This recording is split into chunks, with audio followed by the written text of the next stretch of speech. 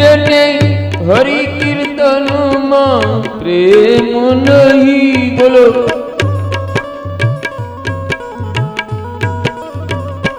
તેને શ્રી હરિ કેરી મેળ નથી.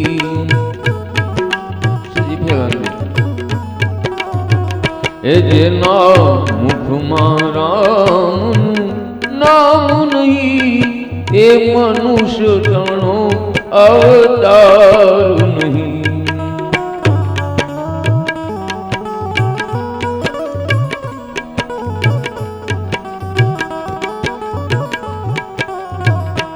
જેને સંત સેવામાં તાન નથી, બોલો જેને સંત સેવામાં તાન નથી,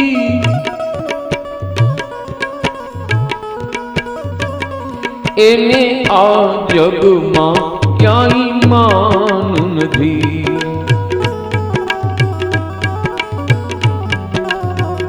એ જેના મુખમાં રામનું નામ નહીં, તે મનુષ્ય તણો અવતાર નહીં.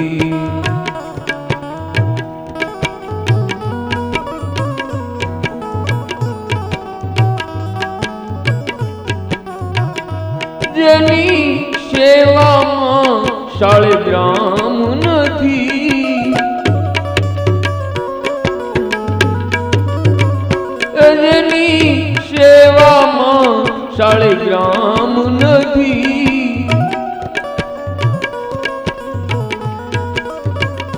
તેને વૈકુંઠમાં વિશ્રામ નથી.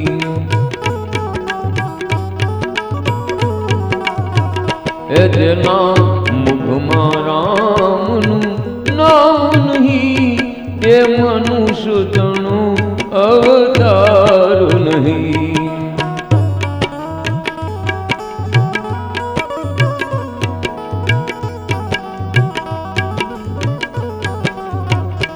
જેને ખરા ખોટાનું ભાન નથી, જેને ખરા ખોટાનું ભાન નથી,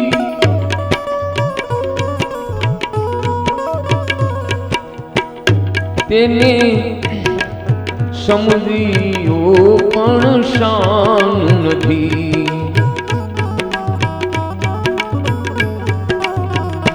જેના મુખમાં રામનું નામ નહીં, એ મનુષ્ય તણો અવતાર નહીં.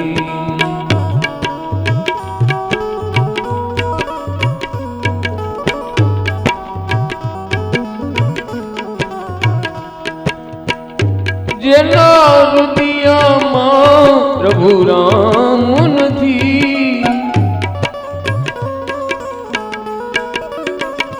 જેના હૃદયમાં પ્રભુ રામ નથી,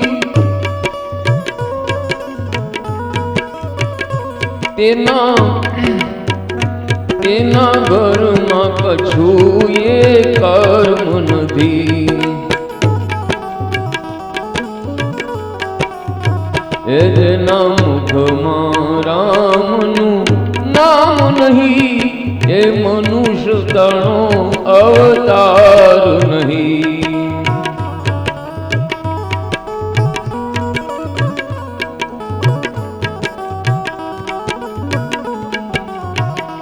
જેના મુખમાં રામનું નામ નથી, એ મનુષ્ય તણો અવતાર નહીં, એ મનુષ્ય તણો અવતાર નહીં.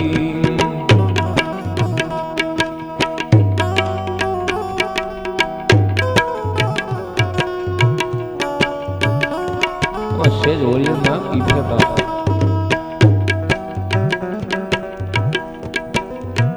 રાધે રાધે રાધે રાધે રાધે રાધે રાધે રાધે.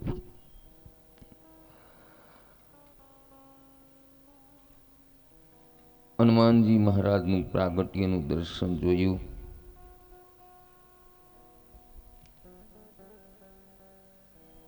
રામચંદ્ર ભગવાનનું પ્રાગટ્યનું દર્શન જોયું.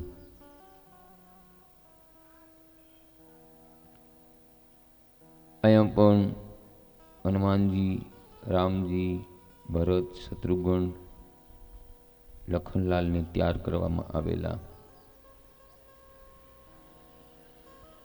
અહીં સુધી આપણે કથામાં દર્શન જોઈ ગયા. આવો આગળ શ્રીમદ ભાગવતમાં રામકથા મને અને આપ સૌને શું દર્શન કરાવે.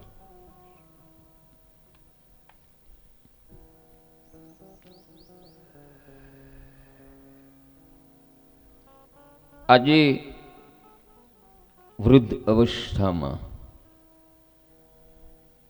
ઘણા વર્ષે પુત્ર આવ્યો. તે પણ સાધારણ નહીં, પણ સાક્ષાત પરમાત્મા પુત્ર રૂપે આવ્યા. દશરથજીને શણગાર કરવામાં આવ્યો. શ્રીજી ભેગા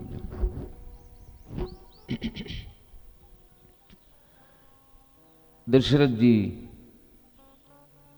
ગણપતિજીનું પૂજન કરે. જો બહેનો ભાઈઓ, કોઈ પણ ના આંગણે બાળકનો જન્મ થાય ત્યારે એમના પિતાના હાથે ગણપતિ મહારાજનું પૂજન કરાવવું. પણ આપણે બધાએ ઊંધું ઉપાડ્યું. કોઈનો જન્મ થાય કે અથવા કોઈનું મરણ થાય એટલે સવા મહિના સુધી મંદિરના પડદા કરે બંધ. મંદિરે ન જાય, ક્યાંય ધર્મ કાર્યમાં ન જાય, આવું બધું કરે. હું એમ કહું છું કે સવા મહિના સુધી મુખનો પડદો બંધ કરી દેવાય, જમાય નહીં. હો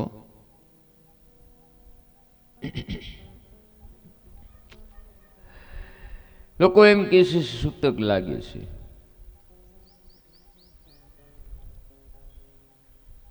ક્યાં સુધી ભ્રાંતિમાં જીવશો તમે બધા? મારી અને તમારી અંદર પરમાત્માનો અંશ આત્મો છે. એ પૂર્ણ શુદ્ધ છે. જો સૂતક લાગતું હોય તો આત્માની હવા મહિના સુધી આપણા દેહની અંદરથી બહાર નીકળી જવું જોઈએ. હો, બહુ સાવધાનીથી કથા કરવા વાળો વ્યક્તિ છું.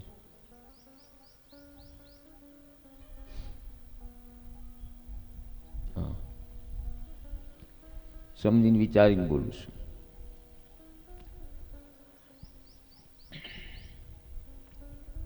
તો વિચાર કરો કે સવા મહિના સુધી મંદિર બંધ રાખે, પૂજા બંધ રાખે. શાસ્ત્રમાં આનો ઉલ્લેખ નથી ક્યાંય.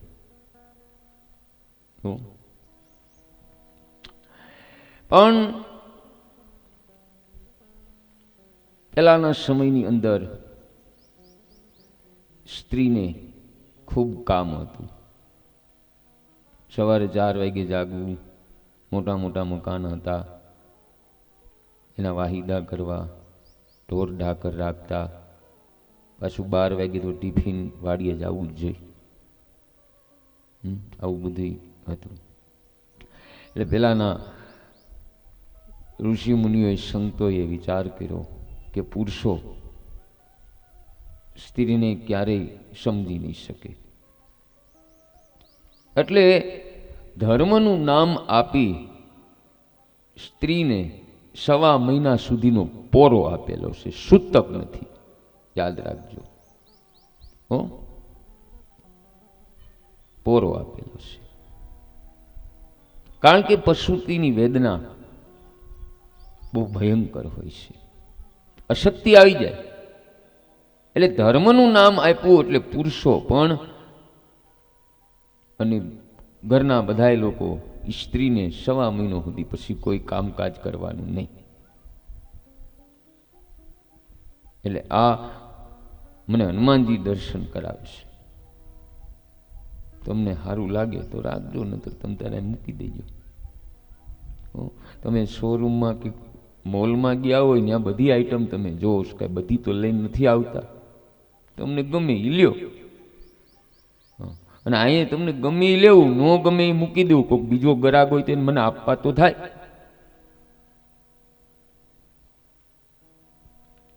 એટલે મંદિરની પૂજા બંધ ન કરો ઘરે,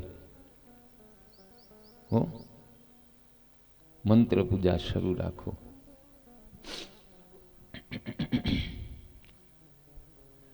બહેનો, બીજી એક વાત કહું તમને. આપણા ભારતમાં એવા દાખલા બનેલા છે કે અમુક સ્ત્રી હોય એને પિયરિયામાં કોઈ ન હોય, કા મામાન્ય મોટી થઈ હોય, કા કાકા મોટા બાપુની ત્યાં મોટી થઈ હોય. એ સ્ત્રીના લગ્ન થાય અને પ્રસૂતિ સમયે સ્ત્રી એની કુળદેવીને પ્રાર્થના કરતી કે હે માં, મારું કોઈ નથી પિયરિયામાં કોઈ, મારા સાસુ મને બહુ દખ આપે છે. હે ભગવતી, પ્રસૂતિ વખતે મારી માં કુળદેવી તું લાજ રાખજે.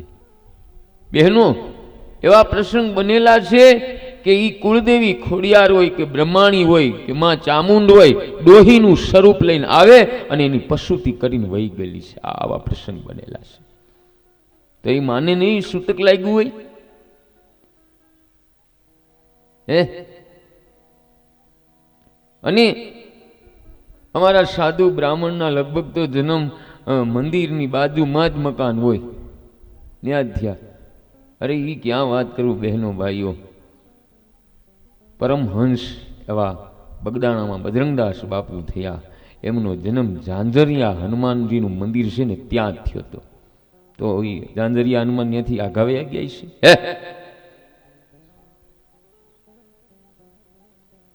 માટે સંયમ નિયમ રાખવો જરૂરી છે, પણ 1.25 મહિનો સુધી પૂજા બંધ કરવાની જરૂરી નથી. હું તમને મારી વાત કહું બહેનો ભાઈઓ. મારી માતુશ્રી, મારા પિતા બંને પરમાત્માના ધામમાં ગયા છે.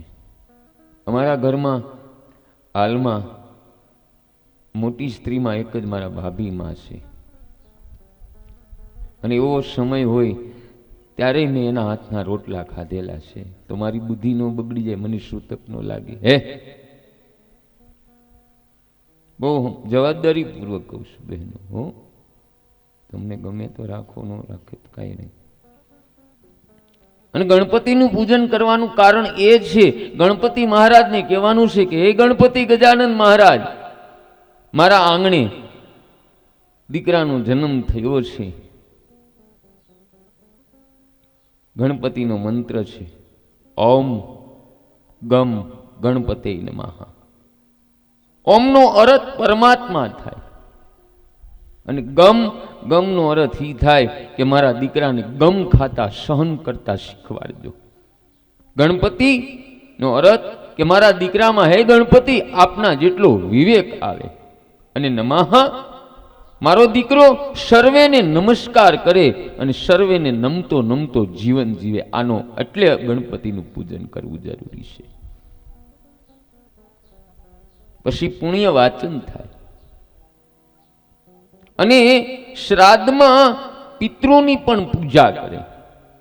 જો દશરથ મહારાજ આજના લોકોને માર્ગદર્શન આપે છે કે તમારા આંગણે દીકરાનો કે દીકરીનો જન્મ થાય તો પિતૃનું પણ પૂજન કરવું. હો, જરૂરી છે. કાંઈ પિતૃનું પૂજન ચૈત્ર માસ અને ભાદરવા માસમાં જ ન કરો. પિતૃનું પૂજન આ સંસારમાં રહ્યો ત્યાં સુધી કરો. અને જે તમારા આંગણે બાળક આવ્યો છે એ કોઈ તમારા જ વડવા પિતૃઓમાંથી આવેલો છે. એની આશા કૃષ્ણ કાંઈ પણ અધૂરી રહી ગઈ હોય નથી. આપણે કોઈ બાળકનો જન્મ થાય ત્યારે આખો પરિવાર એની અણસારની બધી નક્કી કરે છે. કોઈ એમ કે આ ફઈ જેવો છે, કોઈ એમ કે મમ્મી જેવો છે, કોઈ એમ કે પપ્પા જેવો છે, કોઈ એમ કે દાદા જેવો છે. ત્યારે દાદી કે કોઈ જેવો નથી, મારા જેવો છે. અને પછી બહેનો ભાઈઓ એ દીકરો મોટો થઈ અને બે ભામ બગડ્યો હોય ને ત્યારે એની દાદી કે તું કેના જેવો થયો, લે અત્યાર સુધી તમે કહેતા મારા જેવો. કોઈ એમ કે દાદા જેવું. દાદા જ છે આ દાદા. ઓલા અવતારમાં પોગી નહોતા હાગ્યા, તમે ઠંડી ચા ઠંડો ભાખરી ખવડાવી એટલે હવે તમારી પાસે વેર લેવા આવ્યા છે. એટલે જે બાળક આવ્યો છે તમારા પિતૃમાંથી જ કોક આવ્યો છે. એટલે પિતૃનું પૂજન જરૂરી છે. પિતૃને રોજ નમસ્કાર કરો, રોજ એને વંદન કરો.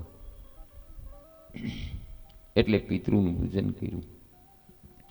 દશરથ રાજા ગરીબોને, બ્રાહ્મણોને, સંતોને ખૂબ દાન આપે. દાન એટલું બધું આપ્યું કે અયોધ્યામાં કોઈ ગરીબ રહ્યું જ નહીં. પછી વશિષ્ઠ ઋષિ સોનાના કટોરામાં રાખેલા મધને વેદ મંત્રો બોલી અભિમંત્રિત કરે અને આ અભિમંત્રિત કરેલા મધના કટોરાને રાજાના હાથમાં આપે અને કહે, રાજન, તમારે અંદર જઈ તમારી આંગળી મધમાં બોળીને બાળકની જીભમાં મધ ચટાડવાનું છે. જો બહેનો, બાળકનો જન્મ થાય ત્યારે એને ગળુંદીમાં બને ત્યાં સુધી મધ પાવ. શું કામ મધ? એનું કારણ એ છે કે માખી છે એ પર ઉપકારી છે.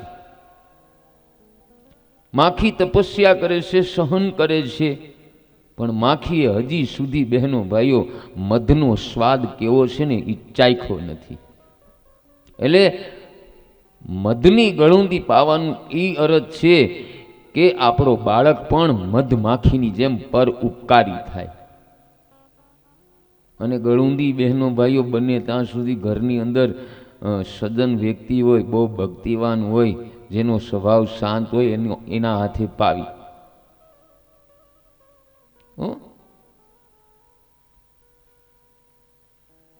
હા, ગળુંદીનો બહુ પ્રભાવ છે મોટો. અને બને ત્યાં સુધી ફઈબાના હાથે ન પાવા દેવી. કારણ કે ફઈને બિસાડાને રોજ સાંભળવાનું, એની મમ્મી કે તું તો ફઈ જેવો થયો, ફઈ જેવો થયો.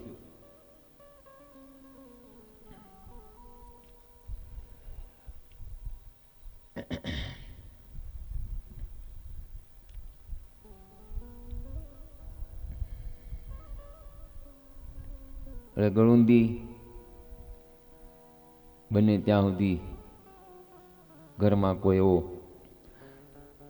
પૂજા પાઠ નિયમ સેમ વાળો હોય એને હાથે પાવો, કા કોઈ સાધુ બ્રાહ્મણના હાથે પાવી.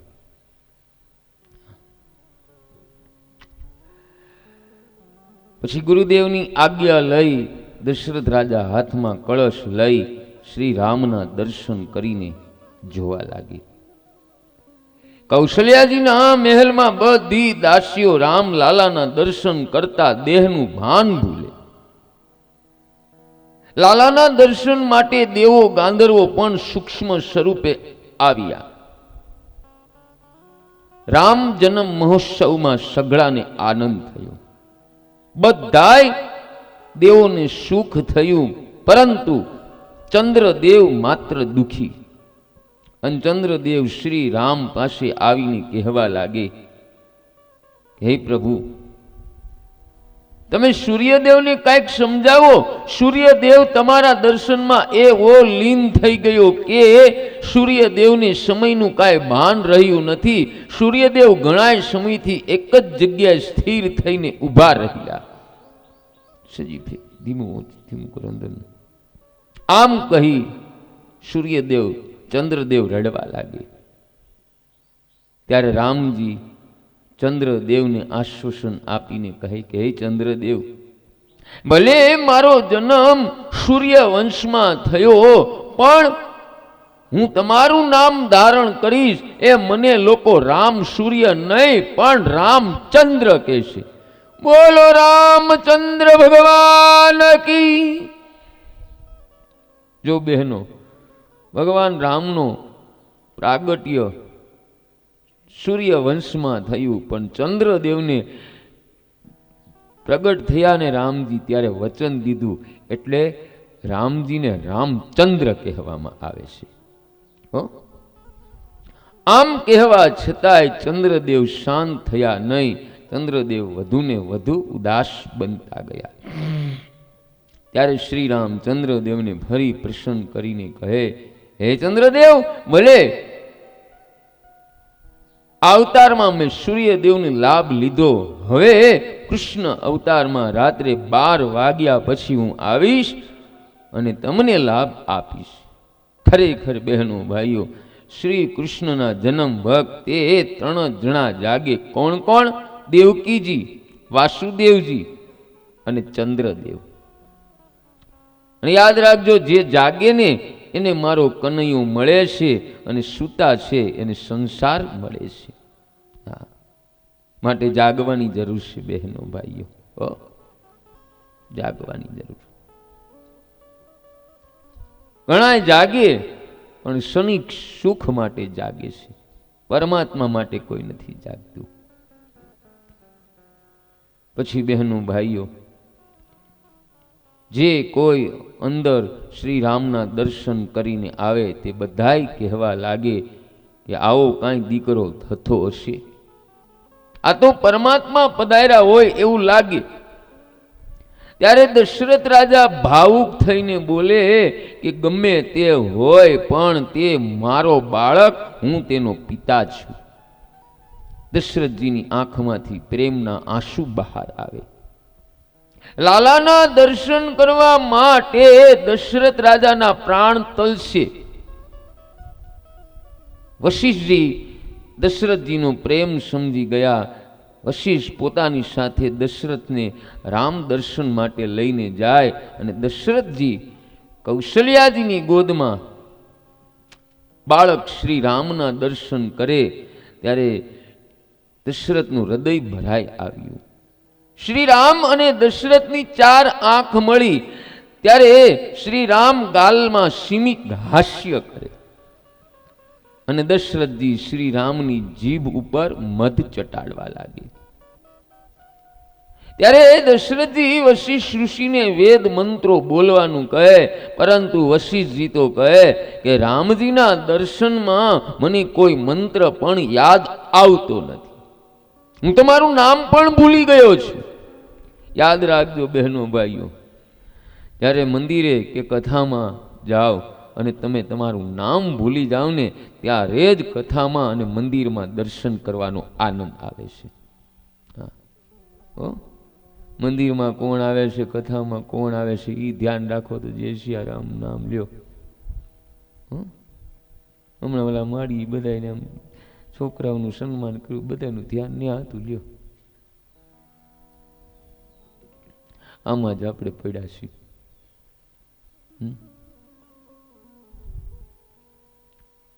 એટલે કહું છું, કથા હંમેશા બંધ આંખે સાંભળો તો એકાદો શબ્દ આપને યાદ રહે.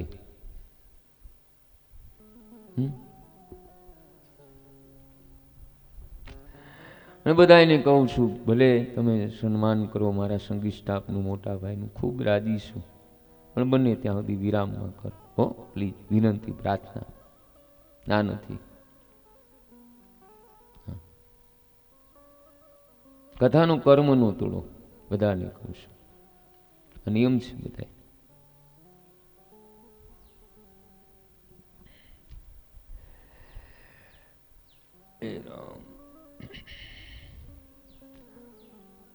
પછી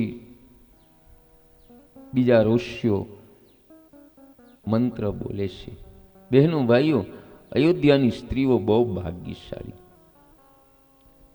સ્ત્રીઓ રામજીને પોતાની ગોદમાં લેવા કૌશલ્યાજીને વિનંતી કરે, અને કૌશલ્યાજી ખૂબ ઉદાર. કૌશલ્યાજી રામને બધાની ગોદમાં આપે, પણ પુરુષને અંદર પ્રવેશ નથી, કારણ બહાર સિપાઈનો પહેરો.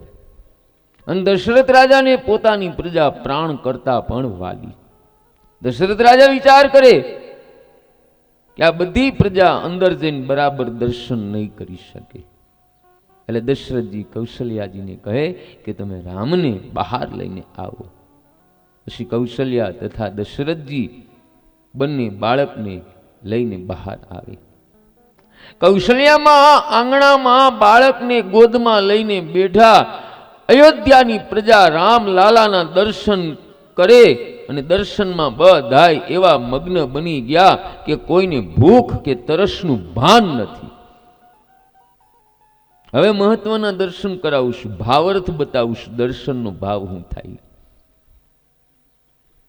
ધ્યાન દઈને કરજો દર્શન, એક એક શબ્દો પર ધ્યાન દેજો. ભાવ છે આનો. એ દરેક સ્ત્રી પુરુષ આરામને ગોતે છે, પરંતુ રામ વગર આરામ મળવાનો જ નથી. રામ વગર આરામ નહીં મળે. એટલે મારા શ્રી રામની મર્યાદાનું પાલન કરો તો આપણા જીવનમાં શાંતિ મળશે. જે સ્ત્રી અને પુરુષ શ્રી રામના દર્શન માટે પ્રયત્ન કરતો નથી, તે જીવ પોતે જ પોતાની હિંસા કરી રહ્યો. અરે વાલ્મીક ઋષિ તો કહે કે તે આત્મહત્યારો છે. યાદ રાખજો બહેનો ભાઈઓ, ધર્મનું ફળ છે શાંતિ અને અધર્મનું ફળ છે અશાંતિ. અને તમે કોઈ પણ સંપ્રદાયની દીક્ષા ગ્રહણ કરો, ગમે સંપ્રદાયમાં જોડાવ, પણ માતા સીતા અને મારા શ્રી રામની તમારે સેવા કરવી જ પડશે. શ્રી રામની સેવા કર્યા વગર મન શુદ્ધ થવાનું નથી. એ રામ સેવાથી જીવન સફળ થાય. રામ સેવા એટલે દિવસમાં 4 વાર મંદિરે જવું, આખો દી રામ રામ રામ રામ રામ રામ કરી રાખવું, એને રામ સેવા કયો ના. એ રામ સેવા નથી, એ તો સમરણ કહેવાય, જપ કહેવાય. પણ શ્રી રામચરિત્ર નું અનુકરણ કરવું એને રામ સેવા કીધી છે. એટલે પુરુષોને શ્રી રામ જેવું જીવન વિતાવવું જોઈએ, જ્યારે સ્ત્રીઓને સીતાજી જેવું જીવન જીવવું જોઈએ. શ્રી રામ એ ધર્મની મૂર્તિ. અરે વૈષ્ણવો શ્રી કૃષ્ણની ભક્તિ કરે, પણ એ વૈષ્ણવોને મારા રામની સેવા તો કરવી જ પડશે, તો જ એને કૃષ્ણ દર્શન થશે. શંકર ભગવાનની સેવા કરનારને પણ મારા રામની સેવા કરવી જ પડશે. જીવ માત્ર શ્રી રામનું અનુકરણ કરી શકે, મારા શંકર ભગવાન તેમજ શ્રી કૃષ્ણનું અનુકરણ આપણે ન કરી શકીએ. કેમ કે શિવજી તો શમશાનમાં બિરાજે અને ગળામાં મુંડમાળા ધારણ કરે અને ઝેર પણ પી જાય. મારા શ્રી કૃષ્ણ પણ ઝેર પીવે. શ્રી કૃષ્ણ કેને એમ આપણે કરવાનું, અને મારા રામ કરે એમ આપણે કરવાનું. અરે શ્રી કૃષ્ણ જેવું જીવન મનુષ્ય તો શું, પણ હજી સુધી કોઈ દેવો નથી જીવી શક્યા. પણ શ્રી રામનું જીવન આપણે બધા જીવી શકીએ. શ્રી રામના જેવું બધાય હારે વર્તન રાખજો. મારા શ્રી રામમાં બધા સદગુણો રહેલા. મારા રામની માતૃભક્તિ, મારા રામની પિતૃભક્તિ, મારા રામનો ભાઈનો પ્રેમ, આ છે રામ સેવા. શ્રી રામનો સદાચાર, શ્રી રામની સરળતા, શ્રી રામનું ધૈર્ય, ગાંભીર્ય, એક જ પત્ની વર્ત, ઉદારતા, આ બધા જ સદગુણો તમને કોઈ એક વ્યક્તિમાં જોવા મળવાના જ નથી. શ્રી રામ હંમેશા માતા પિતાની આજ્ઞામાં રહે. શ્રી રામ હંમેશા માતા પિતાને વંદન કરે અને માતા પિતાની સેવા કરે. આને રામ સેવા કીધી છે. જ્યારે આજકાલના છોકરાઓને તો મા બાપની સેવા કરવી નથી, પરંતુ મા બાપની મિલકત લેવી. યાદ રાખજો, તમે ભગવાનની ભક્તિ વધારે ન કરો તો ચાલશે, પરંતુ માતા પિતાની સેવા કરવી એ મહાન પુણ્ય છે. માતા પિતા તો લક્ષ્મી નારાયણનું સ્વરૂપ કહેવાય. માતા પિતાને વંદન કરાય. કાયમ કથામાં કહું છું બહેનો ભાઈઓ, કે તમારા ઘરમાં તમે ઠાકોરજીને થાળ રોજ ધરતા હોય અને ગઈઢા માવતર હોય અને એને તમે સમયે જમવા ન દેતા હોય, પણ યાદ રાખજો, ઠાકોરજી પેલા ગરમા ગરમ રસોઈ અને ગરમા ગરમ કૂણી રોટલી આપણા સાસુ સસરા મા બાપને જમાડો ને, તો મારો દ્વારિકાનો નાથ તમારી ઉપર રાજી થાય.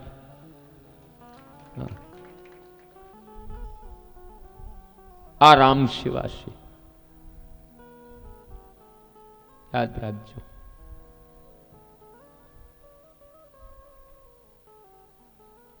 મેં તમને કીધું તું કે આપણે ભગવાનનો અવતાર આપણા આ દેહની અંદર થવું જોઈએ, મંદિરમાં નથી કરવાનું. વર્ષોથી આ મંદિરમાં અવતાર કરતા આવ્યા છે આપણે. દર હાતમ આઠમે શ્રી કૃષ્ણ નંદ મહોત્સવ કરવામાં આવે. હા, શ્રાવણ મહિનામાં આઠમના દિવસે રાત્રે નંદ મહોત્સવ કરે. હવે કોઈ એવો ભાવિક માણસ હોય અને 8 વાગ્યાનો મંદિરે ગયો હોય, રાત્રે 12 વાગે બાલકૃષ્ણનું પ્રાગટ્ય થાય, નંદ મહોત્સવ થાય, પ્રસાદ વેચાય, પણ 8 વાગ્યાનો ગયો હોય એ પ્રસાદ વગરનો મંદિરેથી આવે, મંદિરેથી બબડતો હાલ્યો આવે. આમાં ક્યાં કૃષ્ણ અવતાર થયો મને કયો? હે સજંદરના ધીમા કરજો, ક્યાં કૃષ્ણ અવતાર થયો? માટે તમારા દેહની અંદર ભગવાનનું પ્રાગટ્ય કરો. જે જે અવતારની કથા સાંભળો એ તમારા જીવનમાં વિચાર ઉતારો. મારા શ્રી રામે બહેનો ભાઈઓ દશરથ રાજાના બધા જ સદગુણો અપનાવ્યા. હા, બધા અપનાવ્યા. મારા શ્રી રામનો ભાઈઓ પ્રત્યેનો પ્રેમનો આદર્શ જગતને મારા રામે બતાવ્યો. ક્યારે? કૈકેયી જ્યારે શ્રી રામને કહે, રામ મેં ભરતને રાજ્ય આપ્યું, તે સાંભળી રામજી કહે કે માં, મારી એ જ ઈચ્છા કે મારો ભરત રાજા થાય. મારા ભાઈનું સુખ એ મારું સુખ, મારા ભાઈની જીતમાં મારી જીત સમાયેલી, અને મારા ભાઈની હારમાં મારી હાર છે. આ છે રામ સેવા, યાદ રાખજો. અને એવું નથી, શ્રી રામના પ્રેમ જેવો સામે ભરતજી અને લક્ષ્મણજીનો પ્રેમ. શ્રી રામ વનવાસ જાય ત્યારે લક્ષ્મણજી પણ શ્રી રામની સાથે વનવાસ જાય. નતર ઘરમાં લક્ષ્મણજીના પત્ની, માતા, પિતા બધા જ છે, છતાંય લક્ષ્મણજી ભાઈની સાથે વનવાસ જાય. એ બહેનો, ભરતજી પણ મારા રામજીની જેમ જીવનને વિતાવે છે. રામકથાનું થોડું બીજું દર્શન કરી. બહેનો, લંકાના યુદ્ધમાં ઇન્દ્રજીત જ્યારે લક્ષ્મણજી ઉપર શક્તિનો ઘા કરે, આથી લક્ષ્મણજી મૂર્છાવશ બને તે જ સમયે શ્રી રામ લક્ષ્મણજીનું મસ્તક પોતાના ખોળામાં લઈને રડતા રડતા કહે કે જગતમાં શોધ કરતા સીતાજી જેવી સ્ત્રી કદાચ મને મળી જશે, પણ લક્ષ્મણ જેવો ભાઈ મને મળવો દુર્લભ છે. લખન, તું કેમ નથી બોલતો? લખન, કેમ તું નારાજ છો?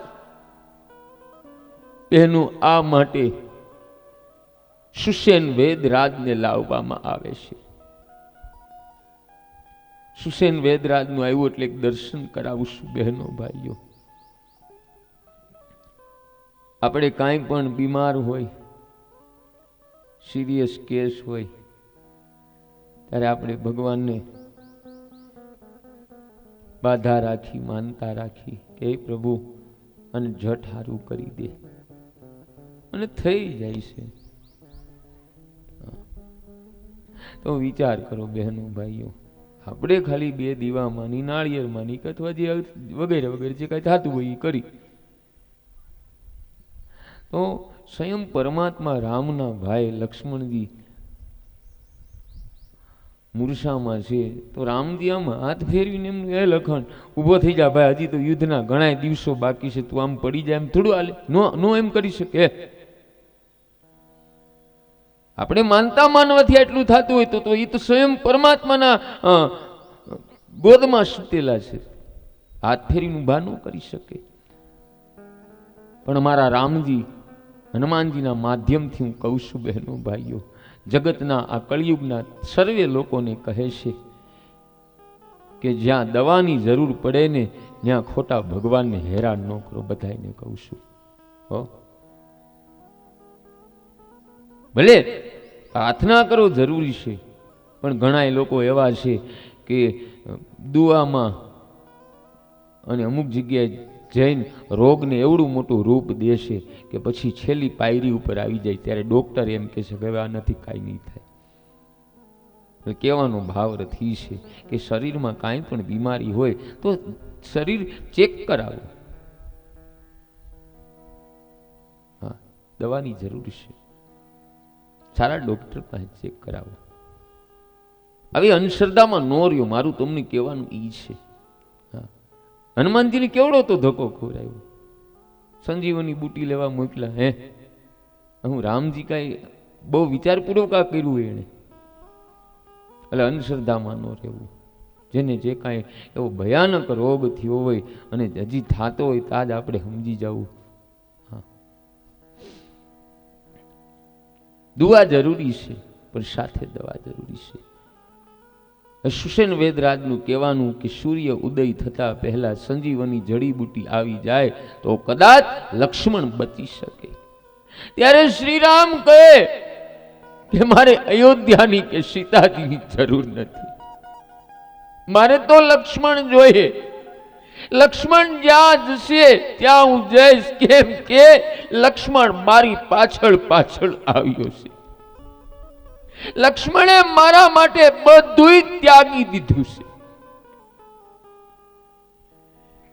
આવો છે બહેનો ભાઈઓ, ભાઈનો પ્રેમ. ભાવ બતાવું છું. એ તમે પણ ભાઈ ઉપર પ્રેમ રાખશો તો ભાઈ તમારા ઉપર પ્રેમ રાખશે.